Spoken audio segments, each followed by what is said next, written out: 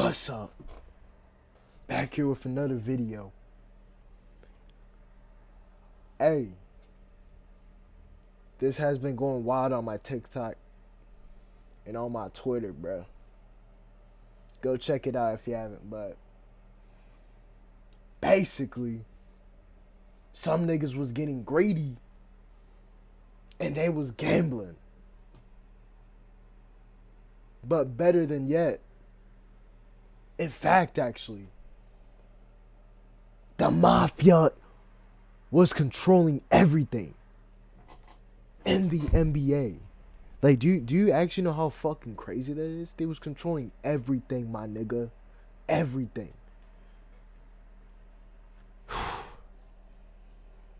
So does this mean that LeBron was betting money?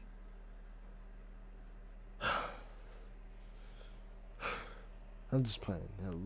LeBron was probably not betting money, but let's get straight into the video.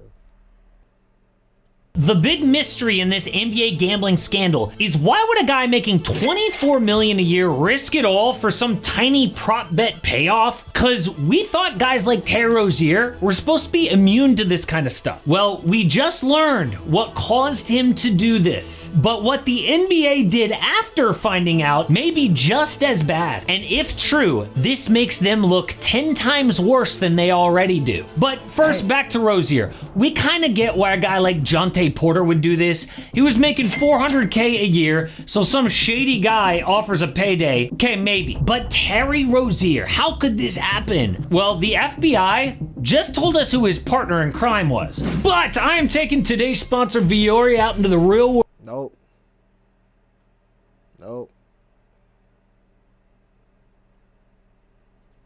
This dude comes to Rozier and asks for a favor. Yo, if you can hook me up with any kind of info, a guy just called me saying he'd give me $100,000. And Terry was probably like, all right, yeah, I can hook you up. He figured, yo, it's late March, couple games of the season, we're not in the playoffs. What's one fake injury? I can hook up my childhood best friend with $100,000 if I do this one time. Such a bad decision because he did it, and then that friend De Niro Lester gave the info to a man named Marvis Faley, a shady gambler. Why do you think he was willing to pay $100,000? It set off a network of illegal gambling all across the country. Shane Hannon, for example, $61,200 on Rozier unders. Co-conspirator 2, $107K. Timothy McCormack and Long Fee Fam, $41K. Co-conspirator 3, $20K. 4, $17K. Number 5, $12.5K. Then 2 guys under $4K each. So little did Rozier know, but he told his childhood friend that spread made it so easy to catch. I mean, $200K getting bet on a Thursday Hornets game? How obvious could it get? And how much money did they actually make? Well, I've seen articles online saying things like, this is the exact... Hey, no cap. The fact that you're getting paid 24 mil, by the way, per year, and you're still gambling, shit's crazy, bro. Just try to invest that shit or something, bro. Like, get into stocks or something, bro. Like, ain't no fucking way you should be using any kind of money, especially if you have that much money, to gamble. Like, that shit's stupid. It's fucking stupid. Moment Terry Rozier threw a game for $200K. He didn't make $200K. That is such lazy reporting.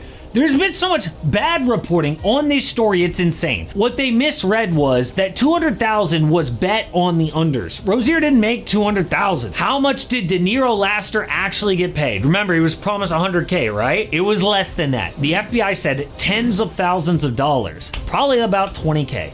So he drives it to Rozier's house, counts out the money. I don't even know if Rozier took any of that. He was probably like, nah, man, you can keep it. But that is how a man making $24 million gets wrapped up in something like this, and how other guys in his position could also too. They have a lot of friends from back home. But Rozier is a terrible warning too. His entire life could be ruined from one bad decision. Some people say he played bad in other games. No, there was one game here. No other betting irregularities, no investigation, nothing shady. This should be a warning to other players. If you do this once, it could blow up in your face, ruin your career, land you in jail.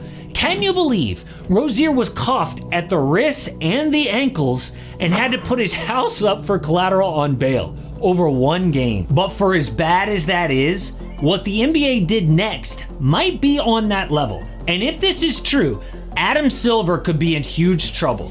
Now there's a conspiracy. Hey, no cap. Growing up, I always thought that nigga Mr. Silver always looked like Professor X, bro. Just look at that nigga, bro. Nigga looks like a copycat of Professor X. But nah, hey, I always knew there was something up with this dude. I don't know what it is, but this man looks mad suspicious.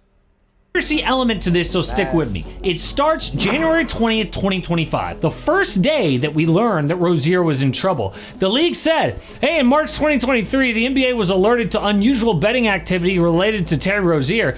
We conducted an investigation and did not find a violation of NBA rules, but we are now aware of an investigation by the U.S. Attorney's Office and have been cooperating with that investigation. So basically like, hey, you're about to hear that the feds are investigating Terry Rozier. We already knew about that, just letting you know. Well, why didn't you tell us? They kept it under wraps for 22 months. In fact, Rozier faked that injury in that March 23 game. Here's Terry coming off a screen, midi jumper looking great.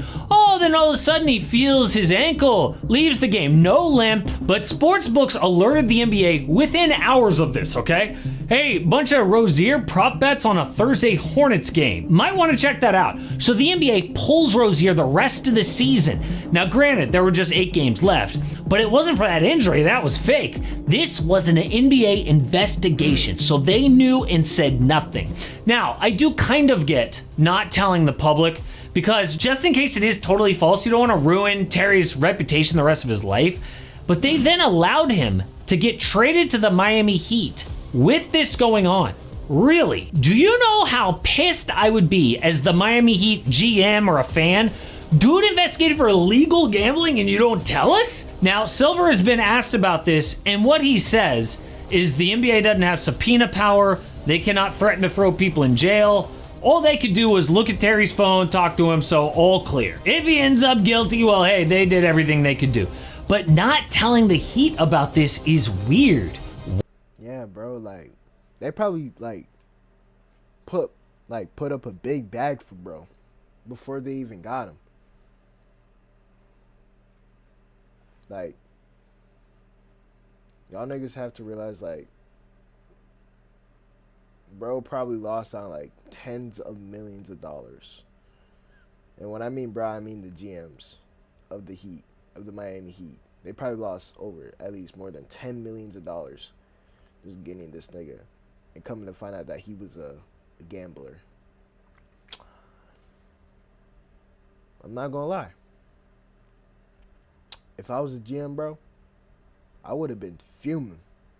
Why? Well, it looks like Silver may have covered up the scandal temporarily to protect the league. Yeah, people see how he reacted to the Kawhi news, all nonchalant.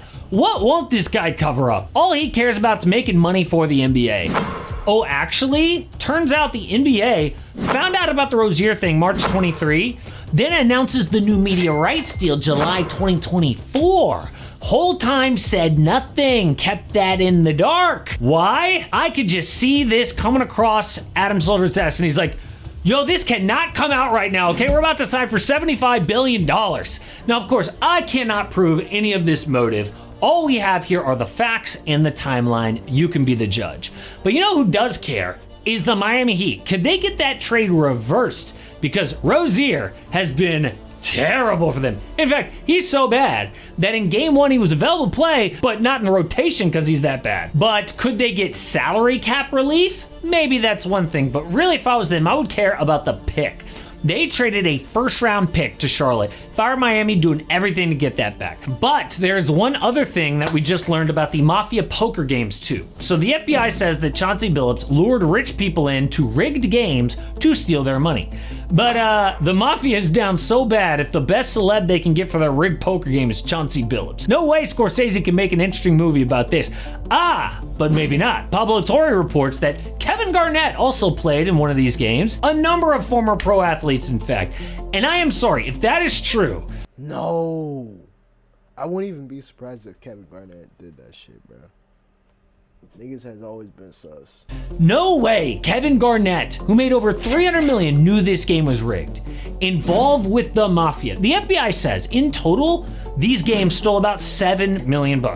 What is KG gonna care about that? And if he didn't know, maybe Chauncey didn't know either. And I'm sorry, if Chauncey Billups is innocent, his real crime here was giving info to Damon Jones. And really, that's the only new thing that we found out in this whole big FBI press conference. Damon Jones, a former assistant coach, was selling inside info. We already knew about Terry Rozier. Either way, this is a terrible look for the NBA. People already thought games were rigged, and now this? Adam Silver needs to do something before another scandal is even worse. But the actual basketball has been amazing so far. One of the best starts to a season I can remember in a long time. Rockets game 1 was great, but it did expose a serious flaw for Houston. Even with KD, one thing holds them back unless they make another massive trade.